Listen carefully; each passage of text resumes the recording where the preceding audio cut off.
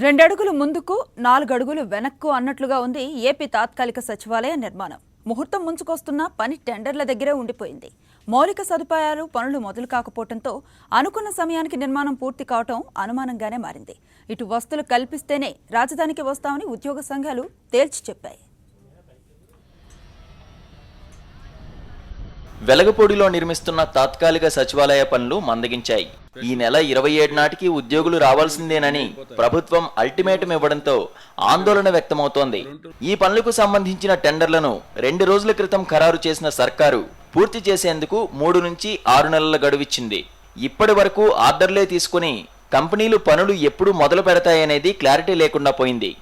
సచివాలయంలో 3000 మంది ఉద్యోగులతో పాటు పనులపై కనీసం 2000 మంది వస్తుంటారు. వీరందరికీ సరిపడా తాగునీటి సౌకర్యాలు ఉండాలి. ఇప్పటి వరకు స్టోరేజీ ట్యాంకులను కూడా ఏర్పాటు చేయలేదు.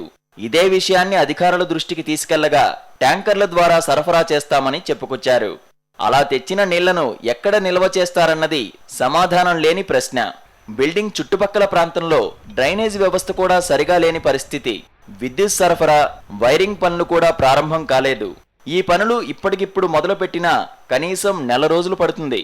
సచివాలయం దగ్గరకు వెళ్లేందుకు సరిగా రోడ్లు కూడా లేవు. ఈ పనులన్నీ పూర్తి కావాలంటే కనీసం 3 నెలలైనా సమయం పడుతుంది. అయితే టెండర్లు దక్కించుకున్న సంస్థలు జూన్ 27 నాటికి పనులన్నీ పూర్తి చేయాలని ప్రభుత్వం సూచించింది. ఇందుకు వారు సరేనని చెప్పినా ఆ సమయానికి ఎలా పూర్తి చేస్తామని అంతర్గతంగా చర్చించుకుంటున్నారు. ఒకవేళ బలవంతంగా ఉద్యోగుల్ని తీసుకొచ్చినా 3 నెలల వరకు పనుల్ని పర్యవేక్షించడం తప్ప పనిచేసే పరిస్థితి లేదు. మరోవైపు వసతులు కల్పిస్తేనే రాజధానికి వస్తామని ఉద్యోగ సంఘాలు తేల్చి చెబుతున్నాయి. అసలు తాత్కాలిక సచివాలయంలో ఆఫీసులు లేకుండా ఎలా పనిచేస్తామని ప్రశ్నిస్తున్నారు. స్పష్టమైన హామీ వచ్చే వరకు రావడం సాధ్యం కాదంటున్నారు. ఇంతవరకు ఆ కార్యాలయాలు వారం రోజుల నుంచి మా ఉద్యోగులు తిరుగుతున్నారు. అన్నీ నీకు రెడీ చేసి అపార్ట్మెంట్లు ఏమి ఇవ్వరు కదా, తర్వాత మనం కంపార్ట్మెంట్స్ కట్టుకోవాలి. మొత్తం స్లాబ్లు వేసి వదిలేరు. 3 నెలలు మినిమం పడుతుందని చెప్తున్నారు. వాళ్ళు ఎతకలేదు, ఎతికినాక తయారు చేయడానికి 3 నెలలు. ఇవన్నీ మేము చూడాల్సినవి కాదు.